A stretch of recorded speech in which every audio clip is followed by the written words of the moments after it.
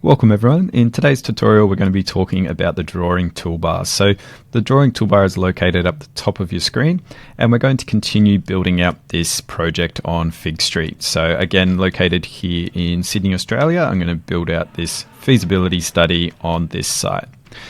Going up to the drawing toolbar, we've got the buildings. So the first one on the left here, if I select buildings, we've got a number of options here that are sort of predefined based on industry standard to help you get started in your project. So I'll just select residential and I'm going to toggle into 2D mode and draw a rectangle on this screen by selecting the first and second point and then extruding that along. So I can see that's populated out and we've got some properties on the left hand side where we can start to adjust that as well. The next one along is the landscape tab. So selecting the landscape tab, I want to draw some landscape in between here. There's some other options which feel free to explore around. However, we're just going to select landscape, toggle into 2D mode, and I'm going to draw some landscape through the middle of my site there. Happy with that, going to toggle back into 3D mode and then moving across to land uses. So land uses is similar to the building section. However, it depends what stage of the project you're in. So a land use would be more applicable as an envelope, capturing some broad assumptions within that, whereas your buildings are going to understand a little bit more about themselves and maybe you understand some of the planning controls and the setbacks. So there's some refinement between the two. So let's select a high density mixed use. And for this one, I actually want to cover the whole site here. So I'm going to I've created another option called land use as a drawing layer. And I'm just going to turn off this proposed development and toggle on to the land use layer here.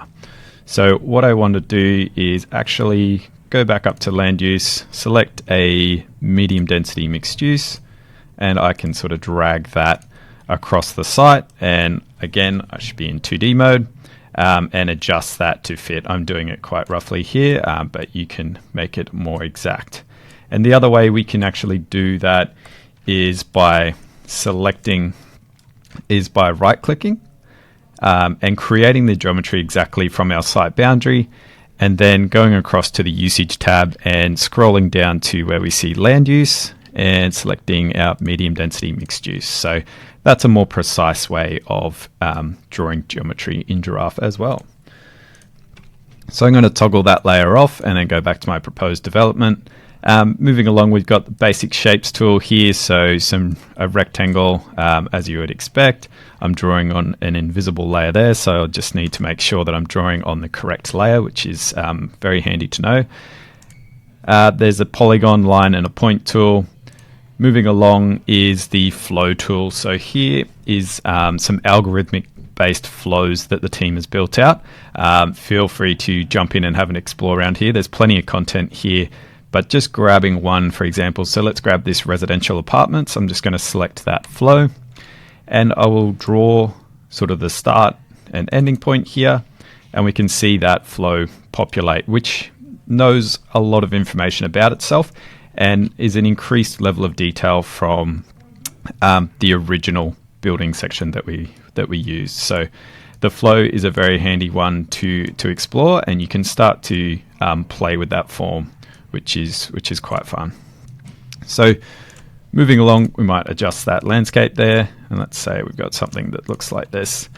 Moving along to the next Annotate tab. So Annotate allows us to, as it's described, annotate our project and further tell that story that we're trying to communicate. So if I drop in some text here, and let's just say this is open space, and we can format that however we like as well and start to change the appearance there. So that's quite nice in order to further curate your project. The second last one along the list here is the measure tool. So it allows you to measure the geometry that you draw on the site. If I select tape measure, I can snap to those edges there and make sure that that is as I expected in the dimension.